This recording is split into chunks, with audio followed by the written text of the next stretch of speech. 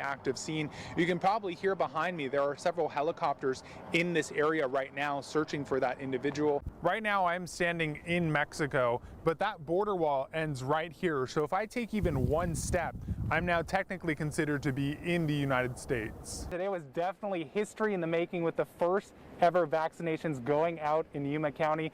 Jenny, you have heard of man on the street, but get ready for piggy on the street, because this is my new best friend, Kentrell. He is one of the many hundreds of animals here, part of the livestock program here at the California Midwinter Fair and Fiesta. The San Luis Rio, Colorado Police Department, alongside an organization known as Buscando, which means searching in Spanish, have been combing the Sonoran Desert for the past 2 weeks.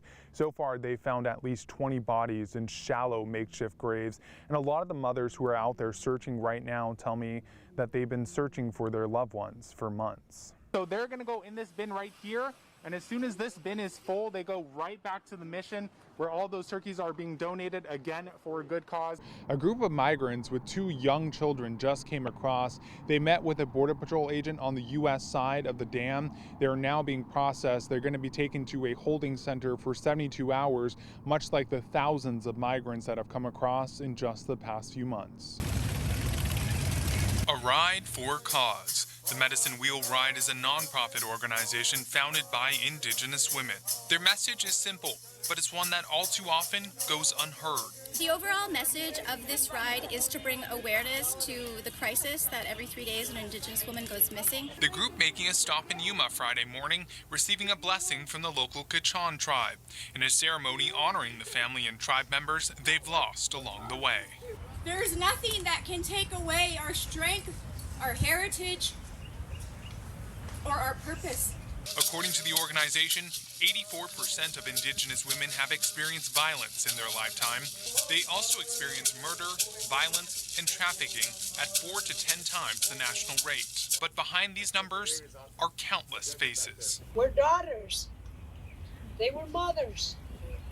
They were wives. They were girlfriends. They were aunts, sisters, and even grandmothers. The Medicine Wheel Ride is continuing their journey west to San Diego with the hopes that one day their message will be heard.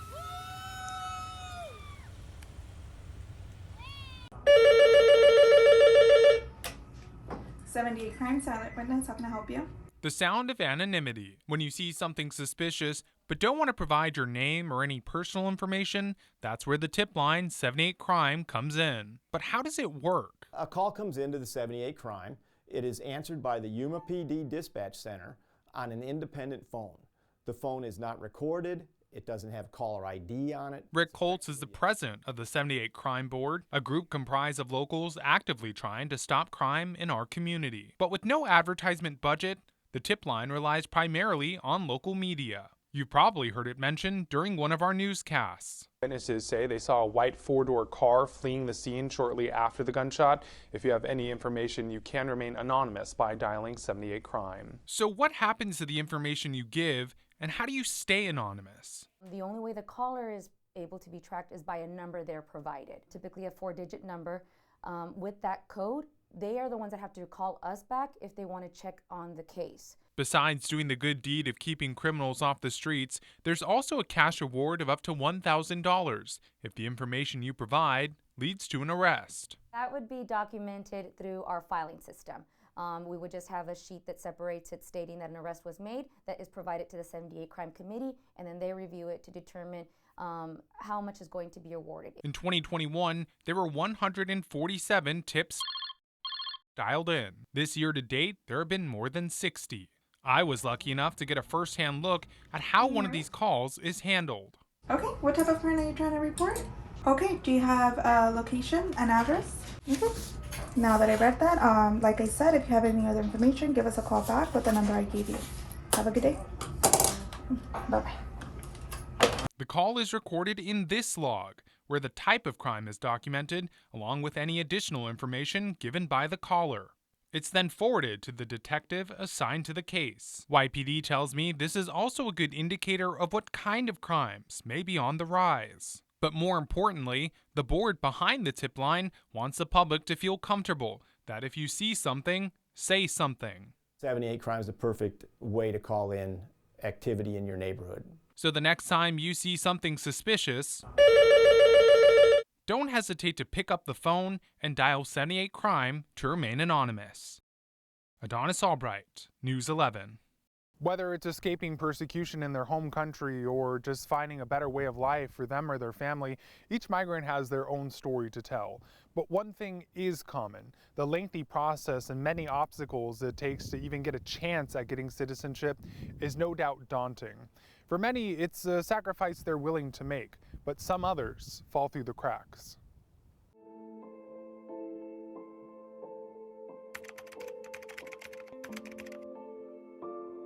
$1.6 million. That's nearly how many asylum cases were backlogged last year at immigration courts across the country.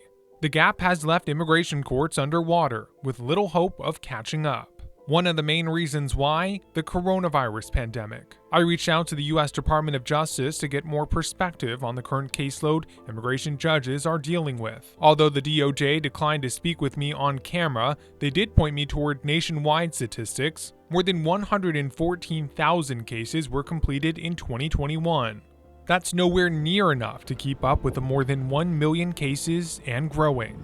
But behind those numbers are people like Ismael Garcia, who, after making the long and difficult journey from Cuba, shared an embrace with his friend, overcome with emotion at how far they've come.